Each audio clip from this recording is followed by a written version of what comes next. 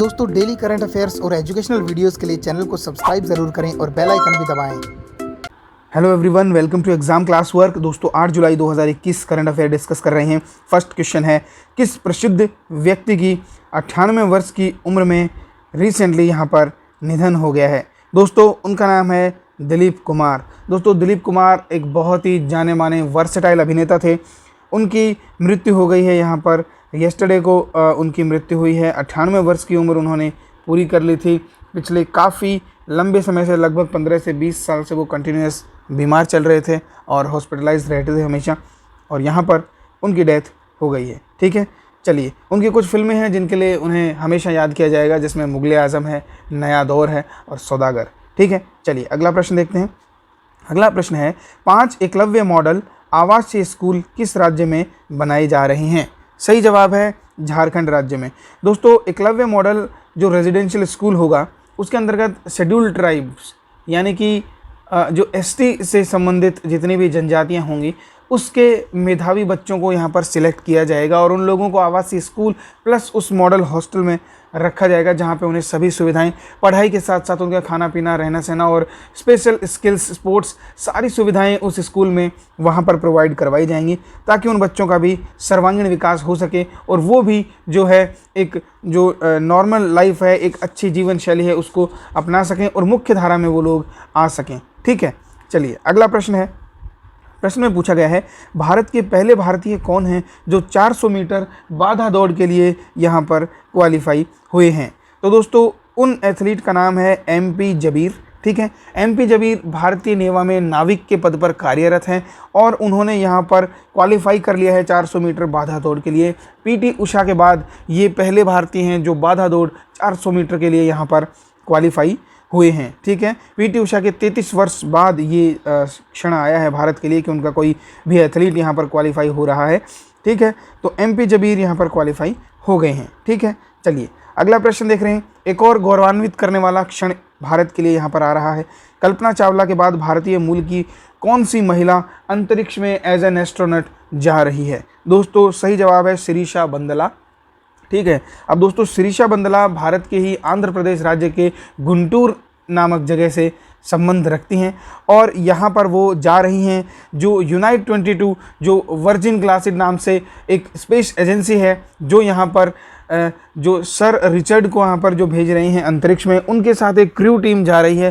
Total 6 सदस्यों की crew team है, जिसके अंदर शिरीषा बंदला को भी शामिल किया गया है। अब देखिए भारत के जो टोटल अब तक एस्ट्रोनॉट हो जाएंगे उनकी संख्या 4 हो जाएगी। सबसे पहले यहाँ पर राकेश शर्मा, उसके बाद में कल्पना चावला, फिर सुनीता विलियम्स और अब शिरीषा बंदला यहाँ पर अंतरिक्ष में जाकर भारत का मान बढ़ाएंगी। ठीक है, चलिए अगला प्रश्न देख रहे हैं।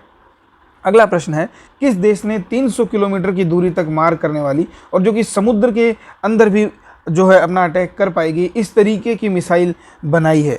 तो दोस्तों सही जवाब है यहाँ पर इजराइल। इजराइल देखिए आधुनिक हथियार और आधुनिक कृषि और हर क्षेत्र में बहुत आगे है। उन्होंने यहाँ पर एक स्पेसिफिक डिवाइस जो कि एक मिसाइल होगी जो 300 किलोमीटर तक समुद्र के अंदर भी मार कर सकती है, ऐसी मिसाइल उन लोगों ने बना ली है। तो यहाँ पर इजराइल उस कंट्री का नाम है। ठीक है, चलिए अब प्रश्न संख्या 6 देख रहे हैं। किस राज्य ने स्टूडेंट क्रेडिट कार्ड योजना की शुरुआत की है जिसमें बच्चों को हायर एजुकेशन के लिए 10 लाख रुपए तक का लोन दिया जाएगा? सही जवाब है वेस्ट बंगाल यानी कि पश्चिमी बंगाल, जहाँ की मुख्यमंत्री श्रीमती ममता बनर्जी हैं। देखिए ये जो क्रेडिट कार्ड योजना है बेसिकली आप इसको समझ सकते हैं एक एजुकेशन लोन की तरह। 10 लाख रुपए तक का लोन स्टूडेंट्स को क्रेडिट किया जाएगा हायर एजुकेशंस के लिए, जिसमें मेडिकल और उसके बाद में इंजीनियरिंग, और अगर बच्चा डॉक्टर बन रहा है या एरोनॉटिकल इंजीनियरिंग कर रहा है या कोई भी हायर जो है एजुकेशन ले रहा है तो उसे 10 लाख रुपये का लोन यहाँ पर गवर्नमेंट ऑफ जो वेस्ट बंगाल है उनके द्वारा यहाँ पर प्रदत्त किया जाएगा, जो बैंकों के द्वारा उनको स्वीकृत हो सकेगा। तो एक तरीके से एजुकेशन लोन है, लेकिन एक नई स्कीम के साथ में, कम रेट ऑफ इंटरेस्ट के साथ में, स्टूडेंट क्रेडिट कार्ड योजना के नाम से यहाँ पर शुरू किया गया है। ठीक है, चलिए प्रश्न संख्या 7 देख रहे हैं। प्रश्न संख्या 7 में है, किस बैंक ने सल्यूट डॉक्टर्स नामक जो है बैंकिंग सॉल्यूशंस की शुरुआत यहाँ पर की है? सही जवाब है आईसीआईसीआई। देखिए प्राइवेट सेक्टर का एक बहुत ही जाना पहचाना और काफ़ी बड़ा बैंक है आईसीआईसीआई। उन्होंने यहाँ पर एक सल्यूट डॉक्टर्स करके बैंकिंग सॉल्यूशंस यहाँ पर शुरू किए हैं, जिसके अंतर्गत डॉक्टर्स को उनकी नीड के अकॉर्डिंग लोन, उनको फाइनेंशियल सपोर्ट और इस तरह की जितनी भी जो चीज़ें हैं वो डॉक्टर को एक यहाँ पर मिनिमल रेट ऑफ इंटरेस्ट के साथ में दी जाएंगी। ठीक है, तो सल्यूट डॉक्टर्स इस स्कीम का नाम रखा गया है और आईसीआईसीआई बैंक के द्वारा ये शुरू करी गई है। ठीक है, चलिए अगला प्रश्न हम देख लेते हैं। प्रश्न संख्या 8 है, उसमें पूछा गया है किस भारतीय अखबार ने अपने 200 साल पूरे कर लिए हैं? ठीक है, सही जवाब है यहाँ पर, अखबार का नाम है मुंबई समाचार। देखिए इस अखबार ने अपने 200 वर्ष पूरे करे हैं। 1822 में ये अखबार शुरू किया गया था। ये एक प्रसिद्ध पारसी परिवार कामा परिवार के द्वारा इसकी शुरुआत करी गई थी। शुरू से ही जब महाराष्ट्र और गुजरात मिल करके एक राज्य हुआ करते थे तो मुंबई में गुजराती और मराठी दोनों भाषाएं बोलने वाले लोग रहा करते थे। तो उस समय यहाँ पर यह अखबार की शुरुआत एक पारसी परिवार के द्वारा करी गई है और कंटिन्यू तब से ये अखबार गुजराती भाषा में छपने वाला एशिया का पहला अखबार है जो यहाँ पर 200 वर्ष पूर्ण कर चुका है। ठीक है, चलिए अगला प्रश्न देखते हैं। अगला प्रश्न है, भारतीय रेल ने अपना फ्रेश वाटर एक्वारियम टनल यानी कि साफ पानी का एक एक्वारियम सुरंग कहाँ शुरू किया है? तो दोस्तों ये शुरू किया गया है बेंगलोर में।